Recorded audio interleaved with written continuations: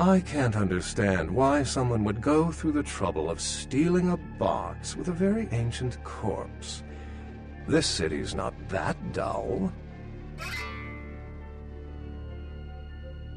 I'm an archaeologist, so I thought I'd indulge in a quick study of this Ankaran sarcophagus everyone's so riled up about. My guess, from what I've read about it, is that it's a mummified Mesopotamian king. I needed confirmation. Since it's missing, I'm inclined to believe it was stolen, or intentionally misplaced, if you like. Clearly, though, it's not here.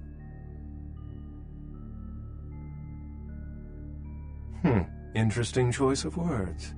Weren't you here to take it away? Wouldn't that make you an attempted thief?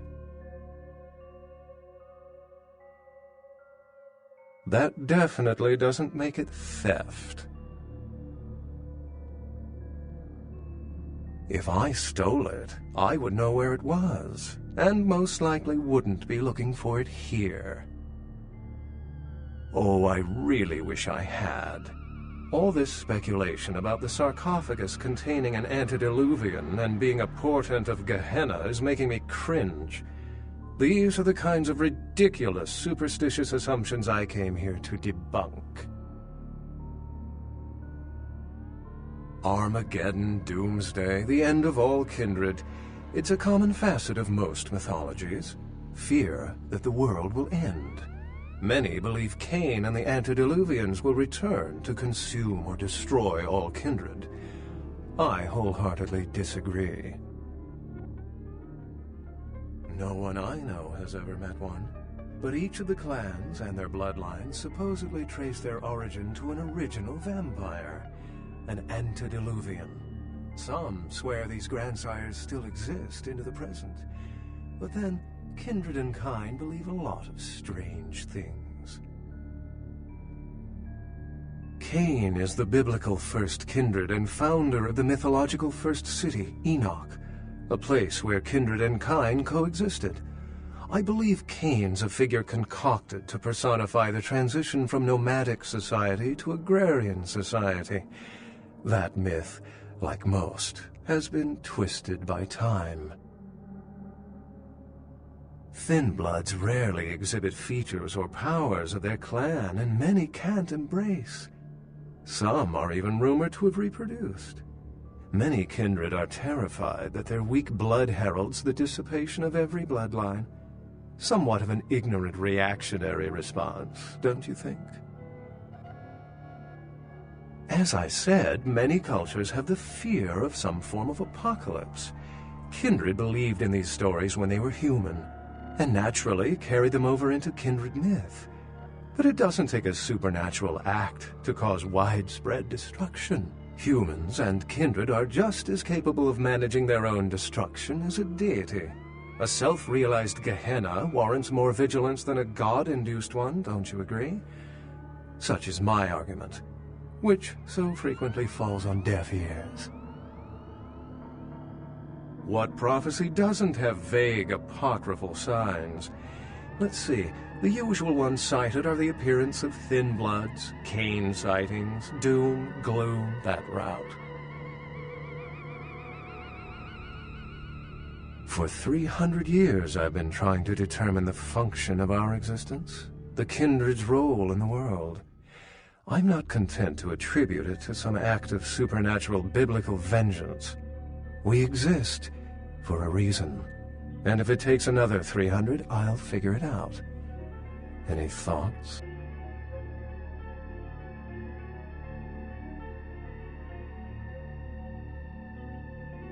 The extent to which movies have shaped modern belief systems is extraordinary. Still, it's a better explanation than a divine sentence for manslaughter. My sentiments exactly, but there's time to rectify that.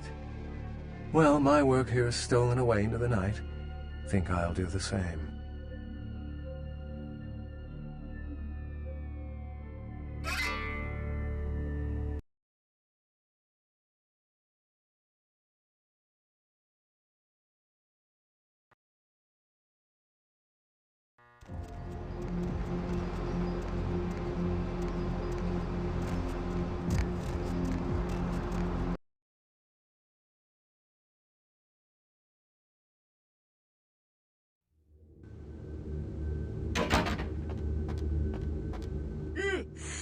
Excuse me, starting to doze off there.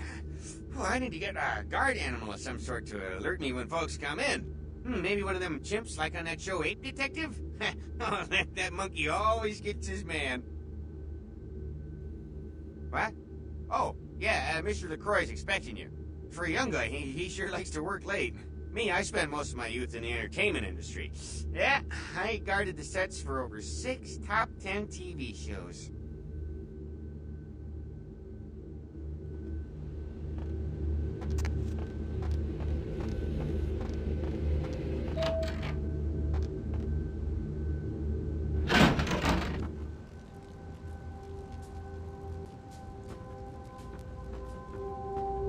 The folly of leadership is knowing that no matter what you do, behind your back there's hundreds, certain that their own solution is the sounder one, and that your decision was the byproduct of a whimsical dart toss. I pronounce the blast sentence, and I soak the critical fallout. I make the decisions no one else will. Leadership. I wear the albatross and a bullseye. I've had my fill of sycophants. I need adjutants I can trust. The blood hunt on Nines Rodriguez for the murder of Alistair Grout will be called. Rodriguez's execution is only a matter of time. I have lit the fuse. If a war ignites, it's my head they will sharpen the pikes for. At least I can rest easy in knowing that you, my most promising attendant, has relieved me of one encumbrance tonight.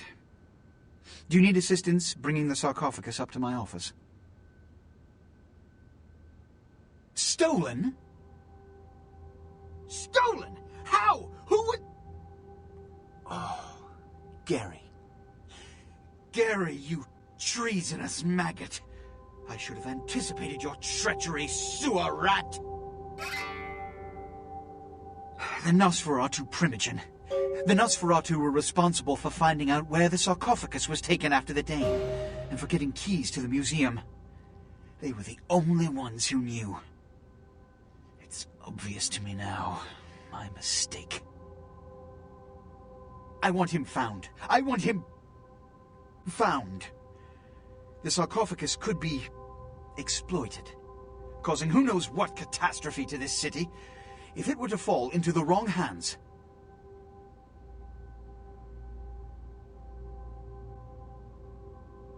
The Nosferatu lurk in the filth below the streets of Hollywood, but not even I know just where they hide. Hollywood is, unfortunately, lacking in any Camarilla loyalties. Hollywood's Baron is an anarch named Isaac. Isaac's more civil than the anarchs downtown, but nonetheless he wears his mistrust of me on his sleeve. He may know how to contact the Nosferatu. Find Gary and get him to talk. That sarcophagus could be used against us. Do not come back until you have it. Now, I must announce the blood hunt and bear the brunt of all consequences. Escort him out.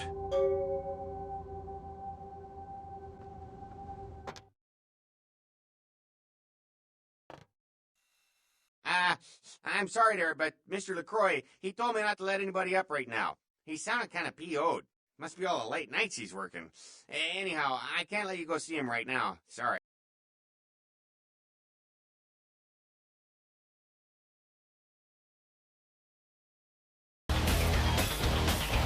Heard anything? It's probably just like the rolls of coffins or something. Nazis have